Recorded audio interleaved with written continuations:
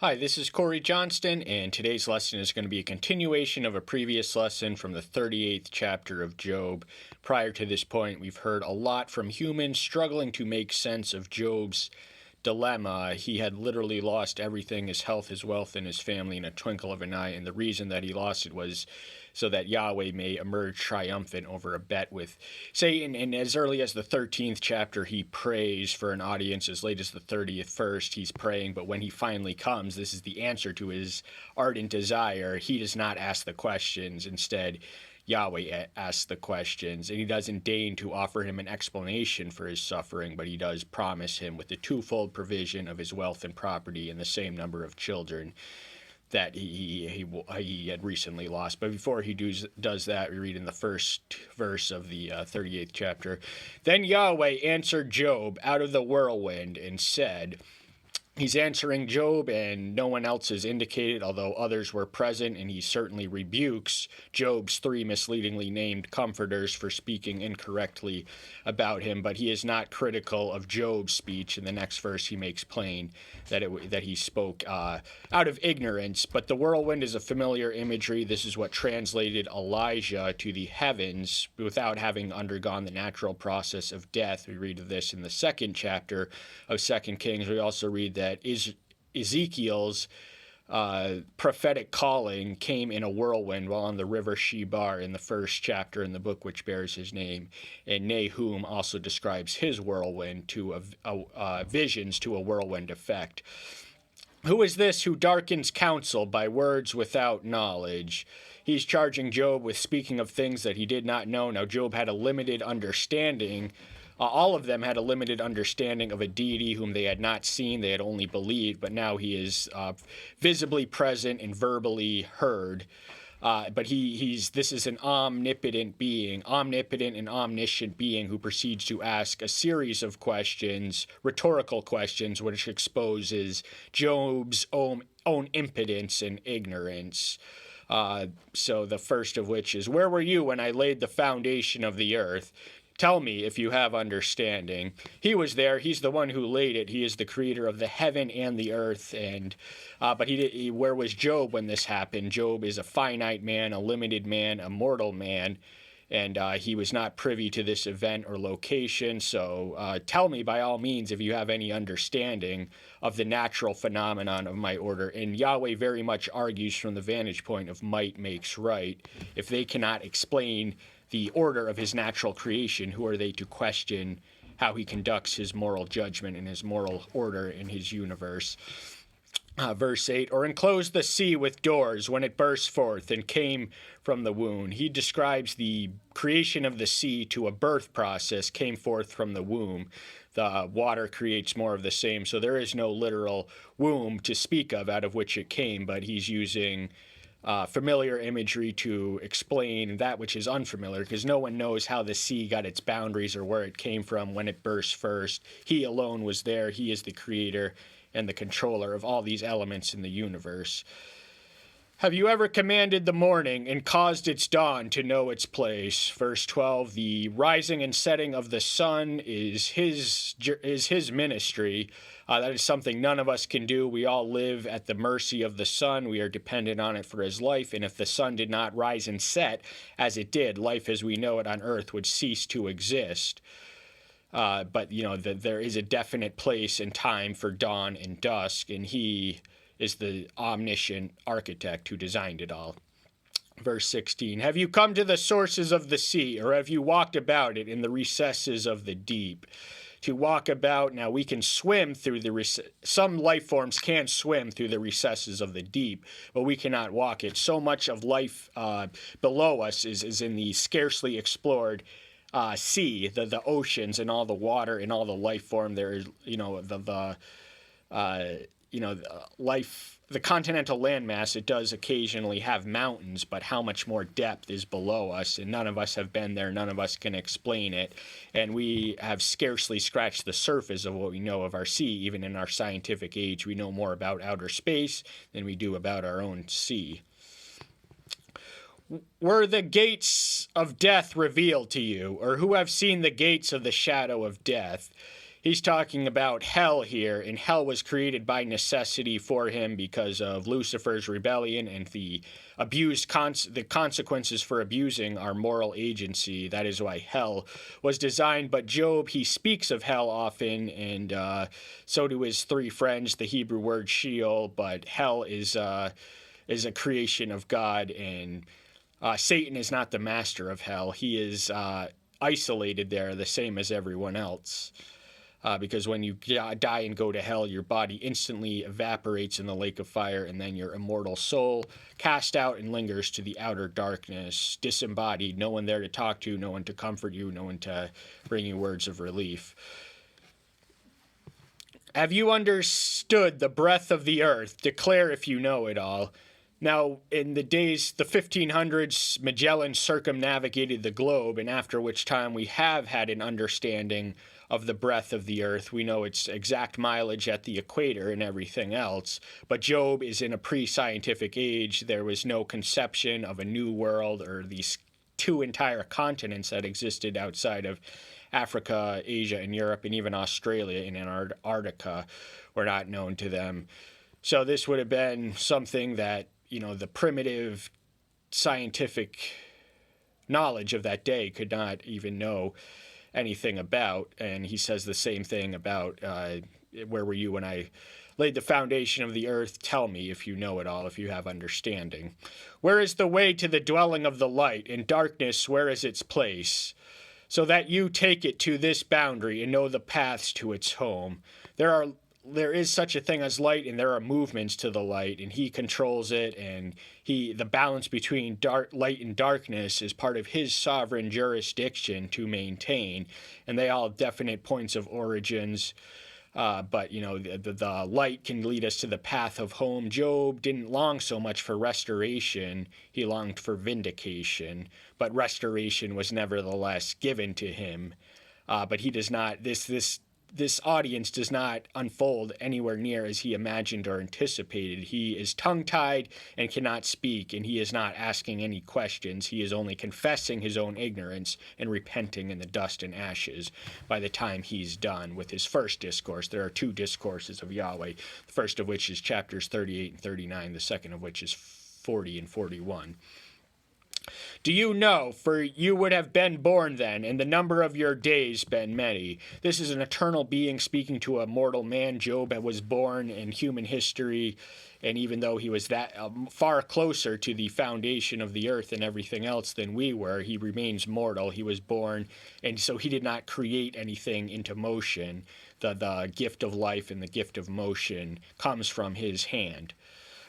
So he's reminding him that he is mortal, he is limited, he is frail, he is imperfect, and you do not know all the answers, so who are you to question? If you cannot explain my natural order in my universe, then I will not explain to you the reason why I inflicted this suffering. Verse 22, lesson itself. Now, prior to the 22nd verse, we read of the cosmological dimensions of his universe, and here we read of the meteorological dimensions, which he uses as weapons, so to speak. And in the 38th chapter, the discourse consists of him saying, "Can you explain my universe? Have you entered into the storehouse of snow, or have you seen the storehouse of hail?"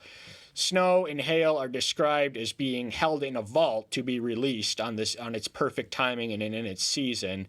So the snow is sent, and the hail and every other form of precipitation which falls from the sky comes from his hand, and he alone knows where it's reserved, where he's going to put it, where he's going to scatter his meteorological elements strategically across the earth. So Job does not know these things. These are something that is known only to God, and the things that are known only to God remind us that we do not know and cannot know all the answers, and they were not meant for us to know. So part of wisdom consists of humbly accepting your own ignorance and limitations.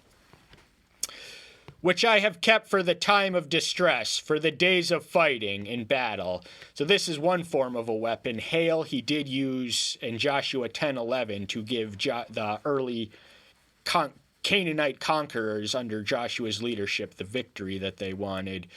But, everything, there is a reason for the season, and there is perfect providence in his timing. His timing is always appropriate, and so in the times of distress, that's when snow and hail are going to hit, because being hit by hail is a distressing situation. But these are also weapons at his command and his disposal for battles that he can use. He can punish a nation with drought and famine if they neglect him or go their own wayward way. But he can also use it in defense of his own people, such as we witness in the 10th chapter of Joshua, where he used the hailstorm to enable them to conquer the Canaanite aboriginal inhabitants of the Promised Land. Where is the way that light is divided, or the east wind scattered over the earth?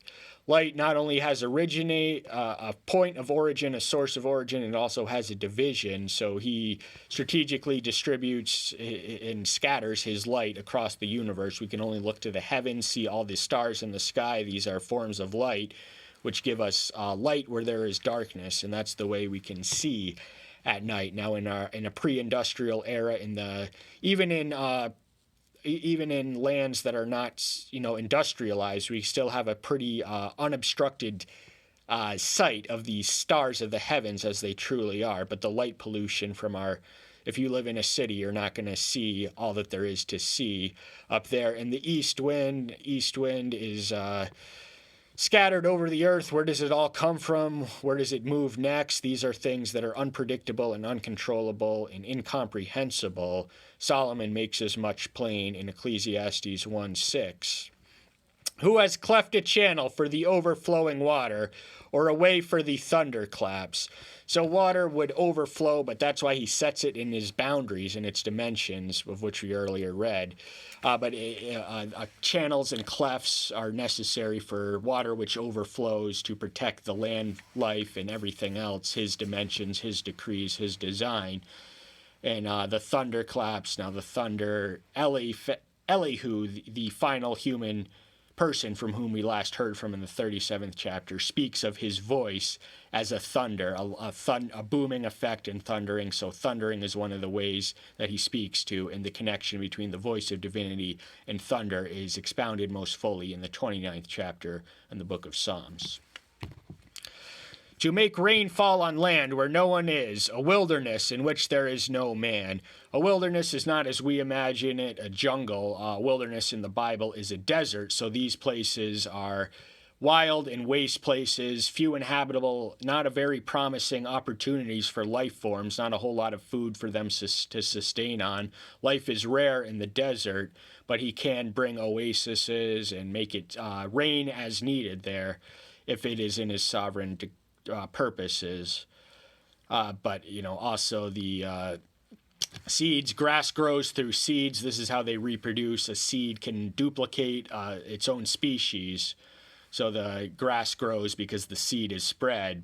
And though we can understand it scientifically, we cannot understand it fully from a scientific knowledge, because there's a supernatural process at work in the growth and birth of all life forms. Does the rain have a father, or who has brought forth the drops of dew? The rain does have a father. That is our heavenly Father. He is the Father in the sense that he created it and he controls it, and the rain is functionally subordinate to him, and he sends his sun to shine and rain to pour on the just and unjust alike. But it does have a father. It is his creation. It is under his command and his control. And none of us have the power to make it rain, although Elijah did have the power through prayer to make the rains fall. And the two witnesses of which we read of, end-time witnesses of which we read of in the 11th chapter of the book of Revelation, they are modeled after Elijah and Moses, and one of their powers is to summon or stop the rain at will. But even so, the power working in them, God, is the one who makes it all happen. And the drops of dew, that's just the light sprinkling. Rain can come in monsoon, heavy storms, or it can come in light sprinklings. Dew, sometimes you can walk through the rain without a raincoat or umbrella. Other times you have to wade. In the monsoon season in India, you cannot leave your house without walking into water. From whose womb comes the ice, whose birth to the frost of the heavens. Ice is not a literal life form, ergo it does not come about through the process of birth. There is no womb of which to speak. Ice is the solidified water when it reaches a certain low temperature. The hotter it is, the more gaseous it is. The even temperature, the more liquid it is, and the colder it is, the more solid it becomes. And ice is unique amongst the elements in that its solid form, water, ice's solidified water is lighter than water itself. That's why the ice floats on the sea. But that is not the ordinary operation of procedure. Most gaseous forms are, of course, lighter and less dense than liquid forms, and most solid forms are the same way to liquids. But the frost and the ice are synonymous terms. The waters harden like stone, and the surface of the deep is frozen. So the water, that when water becomes ice, it is hardened and frozen like stone, and don't walk on ice and water because it's dangerous. You can slip in and fall in, and then it is extra cold and therefore less likely to swim and gravitate yourself to the top. But the obvious question to the answer to this question is that God is the one who makes the ice harden like stone and freeze the deep. Did you bind the hands of Kima or loose the cords of Kensil? These are two constellations, one of which I believe is Orion. So the bands in his belt, these were part of his designs. It is a constellation in the sense that a constellation is a formation of stars which produce a shape that is resembling of an image or figure. So Orion's belt, we have the band and the belt. It is all these stars combining to form that image, and they are a testament to the creative ingenuity and the beauty of his creative prowess, the stars in the heavens and the constellations and everything else. Did you bring out the constellation in its season, or did you lead the bear with its sons? Constellations, we already named two of them, Kaima and Kessil, but there are many more constellations. There's a multitude of constellations. We haven't even scratched the surface of all that exists in outer space. We know a tiny infinitesimal fraction of what exists out there, but we do have plenty of constellations which are good in their season because he has timed it and decreed it. And who can lead the bear? The bear is a figure of might, a figure of strength, and since he is an omnipotent being, he alone can lead the bear. But the bear may also be a constellation reference.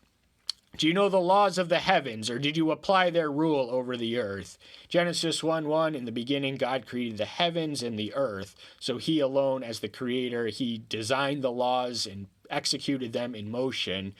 The laws of heaven is what enables the solar systems and the galaxies to run about in motion and flux in the ways they do and perform their cyclical functions and just their motions. The laws of physics are a testament to his omniscience and his omnipotence to execute them, to apply the rules of heaven over the earth. He is sovereign. His jurisdiction is supreme in both because he created both. He brought both into being. He is the master and the creator and the controller of the heavens and the earth, and his laws, his universal laws, the laws of physics.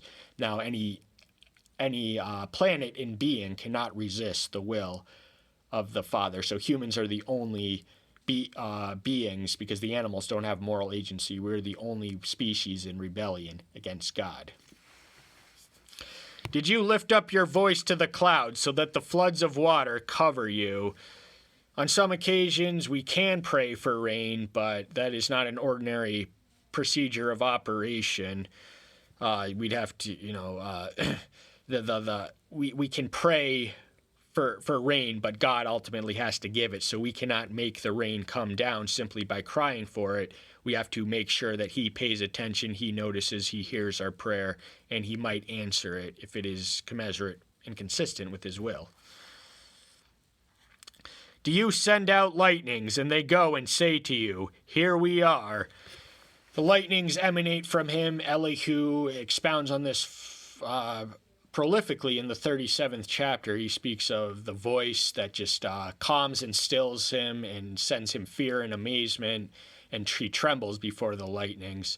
But the lightnings, they do not speak to man, but God speaks to man through lightnings. And one of the ways that he does it, if we resist his word, then he will speak to us through his works. And all types of supernatural portents are ascribed to the lightnings, which emanate from a supernatural being.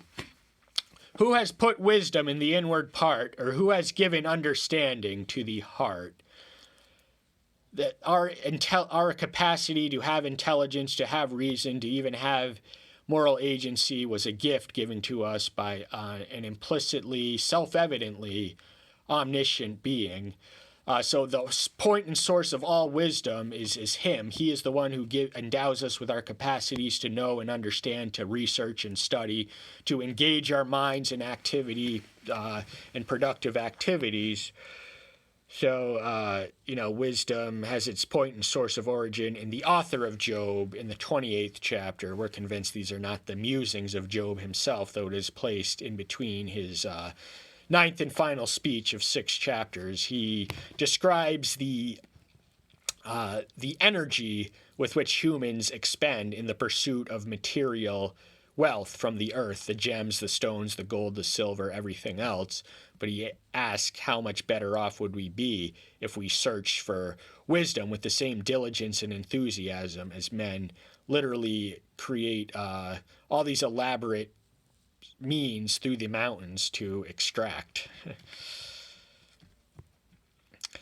Who has wisdom to count the clouds or to tip over the pitchers of the heavens?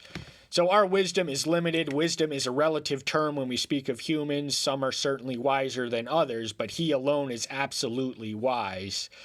He alone knows the number of the clouds at any given time. Meteorologists can document it over a limited area, but they cannot know the exact number of the clouds which are on the earth at any given time. Even in our scientific age, this knowledge remains beyond our grasp. And the pitchers of heaven, that would have been the rain. So he makes the rain to pour, and he does it through the clouds, which are the condensed, the water evaporates into condensed clouds, gaseous forms, and then it liquidizes in rain form. When the dust hardens in clumps and clods cling together, so even the inanimate objects of the earth, the dust, which are still and not in motion, in contradistinction of the meteorological elements, are under his command and his control. We came from the dust, and to the dust we will return, physically speaking. But our souls and spirits will be resurrected in perfect bodies designed to withstand an eternity. But this is all another irrelevant manifestation of his miraculous wonders. Do you hunt the prey for lions, or satisfy their appetites of the young lions? When they crouch in dens, sit in a cover of their hiding place. The lion is in charge of feeding itself and feeding its young. So, when we hunt, we do not hunt for the lions. We may hunt lions, but the animals we hunt are, if we leave it behind, they might feast on its carcass, but they are a predatory beast. They are geared towards the consumption of other mammal life forms. So this is all part of the process that, we can study scientifically, but ultimately its full knowledge and understanding the range thereof remains beyond our capacity to grasp. 41st and final verse. Who provides food for the raven when its young ones cry to El, wander about with food? The ravens and the birds of the sky, they are provided for. This much is communicated in Matthew 6 chapter on the Savior's Sermon of the Mount. So Yahweh Yireh is the provider not only of us, but also of the lesser, inferior animals, and we are of much more worth, is the point of the Sermon of the Mount passage. So how much more will he provide for us? Worry not about the temporal things of this life. These are the thoughts that occupy and dominate the minds of the Gentiles or the unbelievers. But ravens, they also fed the prophet Elijah. We mentioned him earlier. while Israel was consumed with a famine for 3 years, he was sent to the wilderness to subsist on a diet that was provided for him by ravens. So that is once more a witness and an example of his provision for his people. That's all the time we have for today. Thank you so much. I'll see you next time. Take care until then. Bye-bye.